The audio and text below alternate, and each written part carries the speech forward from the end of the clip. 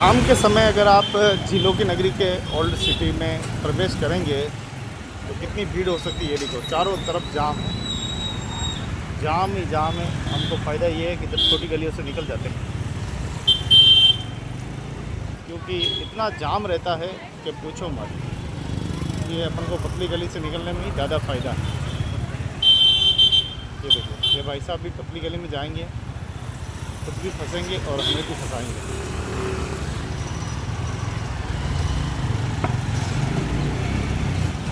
झीलों की नगरी की बहुत सारी पतली पतली गलियां हैं जहां पर कुछ नागरिक रहते हैं और उनके पास अपनी कारें भी हैं।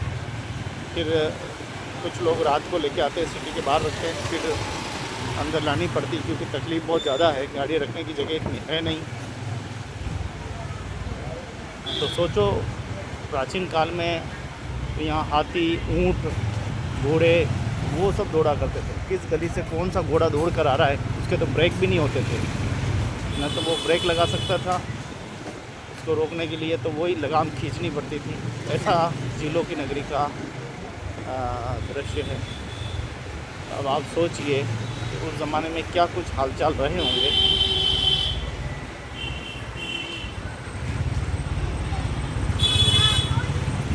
बहुत पतली पतली गलियाँ है और बहुत ही सावधानी पूर्वक इसमें जाना पड़ता है। सावधानी हटी तो घटना घटी, ये हालत है यहाँ की। तो चलिए हम एक नई गली से परिचय करा रहे हैं।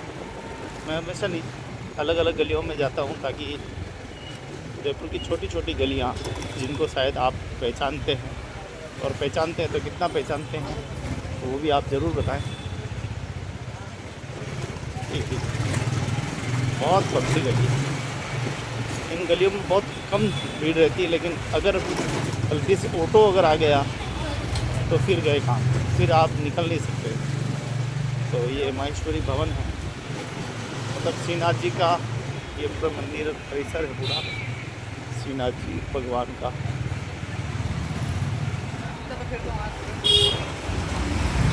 ये श्रीनाथ जी का मंदिर। इतनी पतली पतली गलियाँ हैं यहाँ पे। ये देखिए इस गली में पतली पट गली। आपने काला गोकड़ा का नाम सुना होगा, हम अक्सर जाते हैं तो ये सामने देखो काला कलर पूरा है। आगे काला गोकड़ा करके मकान, ये देखो काम चल रहा है अभी श्रीनाथ जी मंदिर का।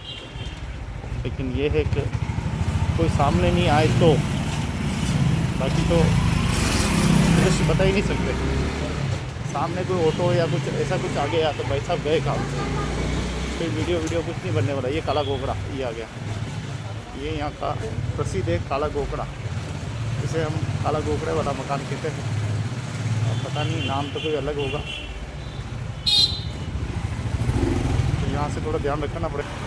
इतनी पतली गलियाँ है भाई साहब, निकलना बहुत मुश्किल है। चलिए यहाँ से चढ़ जाते हैं गाड़ी। ओह हो बाप रे बाप, इस गाड़ी पे चढ़ना।